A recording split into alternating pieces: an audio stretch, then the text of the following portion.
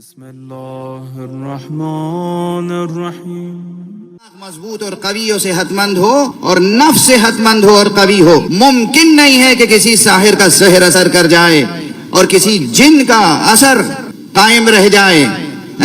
جن انسان سے پستر ہے، جن انسان پہ کیسے قابو پا سکتا ہے؟ اللہ نے آدم کے سامنے سجدہ کرنے کا حکم دیا تھا نا جن کو بھی، یا نہیں دیا تھا؟ اور ایک جن نے سجدہ نہیں کیا تو نقصان کس کا ہوا؟ آدم کا یا جن کا؟ نوٹ کر رہے ہیں نا؟ آج کی اس مجلس کے بعد، اس پربرکت ذکر محمد و آل محمد کے بعد یہ شکایت نہ کیجیے گا کہ سحر ہے، جادو ہے، جن ہے. یہ سب وہم کی باتیں ہیں، ٹھیک ہے نا؟ یہ سب وہم کی باتیں ہیں. مومنین جن کے گھروں میں اذان دی جاتی ہو، مومنین جن گھروں میں نماز پڑھی جاتی ہو، جن گھروں میں ماتم کیا جاتا ہو. ماتم کے معنی کیا ہے؟ یعنی جن گھروں میں یا حسین کی صدا بلند ہوتی ہو، جن گھروں میں یا علی کی صدا بلند ہوتی ہو، مجال ہے کہ وہاں سحر اثر کر جائے یا جن اثر کر جائے. بالکل دل دماغ صاف کر کے اٹھیے گا، ذہن روشن ہونا چاہیے. ہیں ساحر ہیں دنیا میں، جادوگر ہیں، اپنی عاقبت خراب کر رہے ہیں، آپ کا کچھ نقصان نہیں کر پا رہے ہیں. جو ساحر سحر کرتا ہے یہ عمل حرام ہے. عمل یہ حرام. یہ علماء بیٹھے ان سے پوچھے گا ساحر کی حد کیا ہے اسلام میں؟ ساحر جیسے سارق ہے، سارق یعنی چور. اب دیکھیے مجلس تو ابھی شروع ہی نہیں، ابھی تو تمہید میں ہوں میں. سارق یعنی چور. چور کی حد ہے، قرآن میں لکھی ہوئی ہے. اگر وہ شرائط پوری ہو جائیں تو انگلی کاٹ دیجئے، ہاتھ کاٹ دیجئے، قطع ید. قاتل کی حد ہے، جان کا بدلہ جان یا دیت.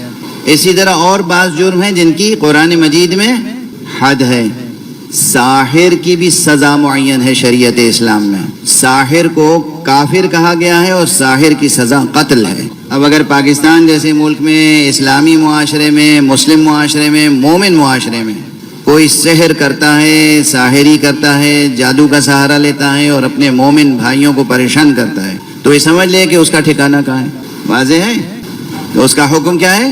ساحر کافر ہے اور ساحر کی سزا قتل ہے. ساحر کی حد شرعی قتل ہے.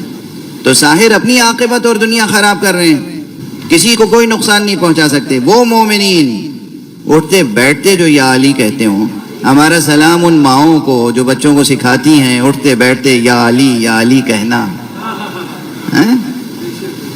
سمجھ رہے ہیں آپ میں کیا عرض کر رہا ہوں؟ ہمارے معاشرے میں اٹھتے بیٹھتے بچوں کو یا علی کہنا سکھاتے ہیں. اور مجھے اپنے ایک دوست کا یہ جملہ، ایک عزیز کا یہ جملہ پسند آتا ہے، جو عرض کر چکا ہوں پہلے بھی ممبر سے، آج بھی عرض کر رہا ہوں. ایک مومن نے، کوئی علامہ نہیں، کوئی خطیب نہیں، کوئی شاعر نہیں، ایک مومن ملا راستے میں، چھوٹا سا بچہ گود میں، اور کچھ ایسی ہی گفتگو ہوئی کہ اس نے بے ساختہ کہا مولانا ہمارے بچے ماں باپ کا نام تو بعد میں یاد کرتے ہیں، پہلے تو نام حسین یاد کرتے ہیں. کس قدر عظیم ہے یہ تہذیب. جس تہذیب کے فرزندوں میں یہ ہو کہ وہ اٹھتے بیٹھتے یا علی یا حسین کہتے ہوں، وہ ساحروں سے ڈر جائیں. میں یہ اتنا وقت صرف کر رہا ہوں اس موضوع پر کسی وجہ سے. پورے معاشرے میں ایک مسئلہ ہے سحر جادو، سحر جادو.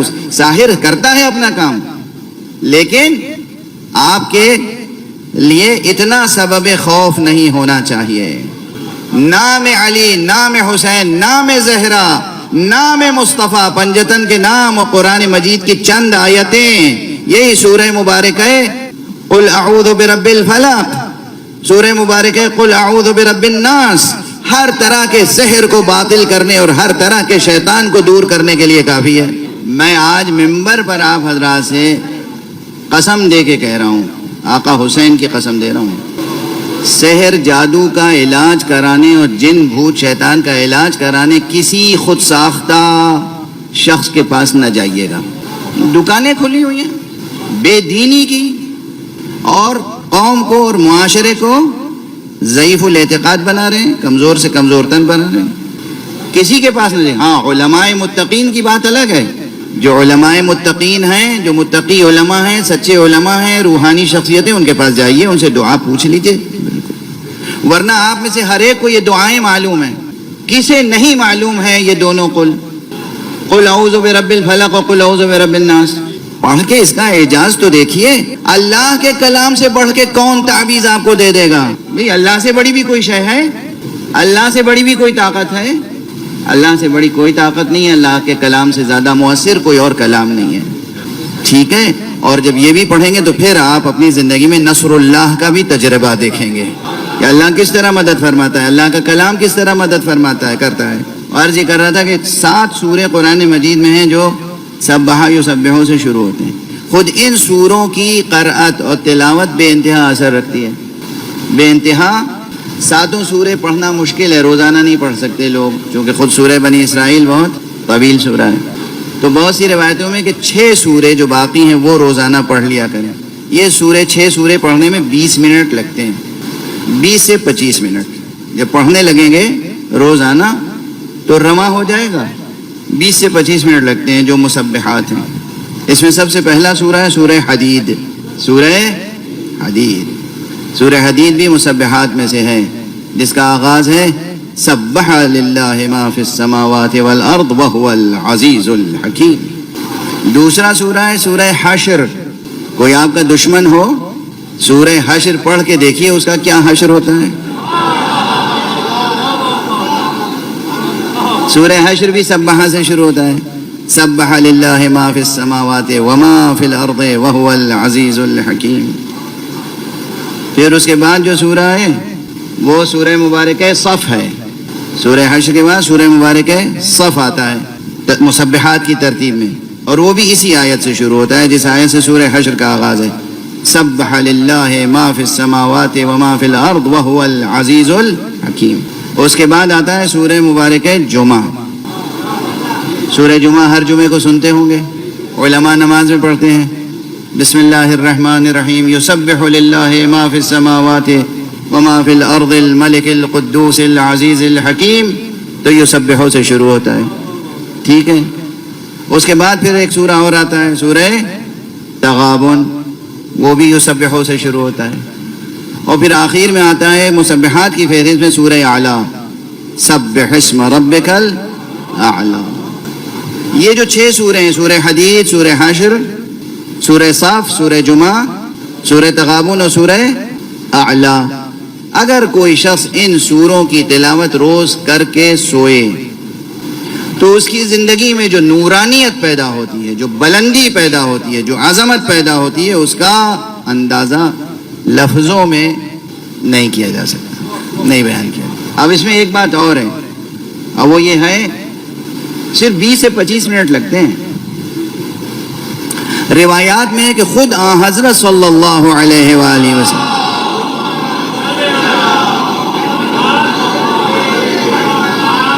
سرکار رسالت مآب محمد مصطفیٰ امام المرسلین خاتم النبیین رحمت للعالمین خلاصہ کائنات سبب خلقت کائنات لولاک لما خلقت الافلاک کے مخاطب, وہ خود روزانہ یہ سورے پڑھ کر سوتے تھے. تو اگر کوئی اس نیت سے بھی پڑھے, یا اللہ ہم تو تیرے رسول کی پیروی میں پڑھ رہے ہیں, ہم تیری محبت میں اور تیرے رسول کی محبت میں پڑھ رہے ہیں, رسول اللہ پڑھتے تھے تو ہم بھی پڑھ رہے ہیں, بس باقی تو ہمارے دامن وجود میں جتنی گنجائش ہے وہ تو جانتا ہے. جو بھی عطا کر سکتا ہے عطا کر. کسی کریم کے در پہ جا کے اپنی حاجت بیان کیے بغیر خود کو اس کے سپرد کر دینا, یہ کیفیت ہی کچھ اور ہوتی ہے. ہم لوگ کیا کرتے ہیں مقام دعا میں؟ ایک اور صلوات پڑھ دیجئے محمد علیہ.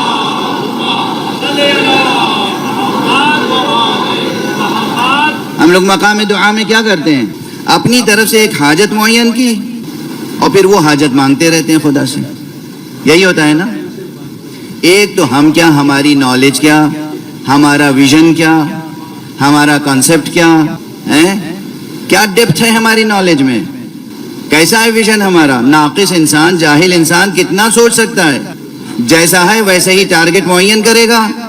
اب اللہ سے ضد کہ یہی پوری کر دے, میرے مولا یہ میری دعا پوری کر دے, میرے مولا یہ میری دعا پوری کر دے. یہ ہے نادانی کی بات, یہ ہے جہالت کی بات, یہ ہے بچوں کی سی, نادان بچوں کی سی ضد. ہونا یہ چاہیے کہ پروردگار میں تیری تسبیح کر رہا ہوں، میں تیری حمد کر رہا ہوں، تو کمالات رکھتا ہے، تیری ہستی جامع کمالات ہے اور میں تو کچھ بھی نہیں رکھتا۔ اگر صرف اتنا کہہ کے بھی کوئی خاموش ہو جائے نا تو وہ صاحب کمالات اس کو خالی ہاتھ تو واپس نہیں کرے گا، اور جب وہ دے گا اس کے مانگے بغیر تو وہ پرانی مسئلہ ہے کہ یا آدمی دے اپنے منہ لائق یا دوسرے کے منہ لائق۔ ہمارے دیہات میں لوگ کہا کرتے تھے جب ہم مانگیں گے تو وہ جو ہمارے منہ لائق ہے دے دے گا۔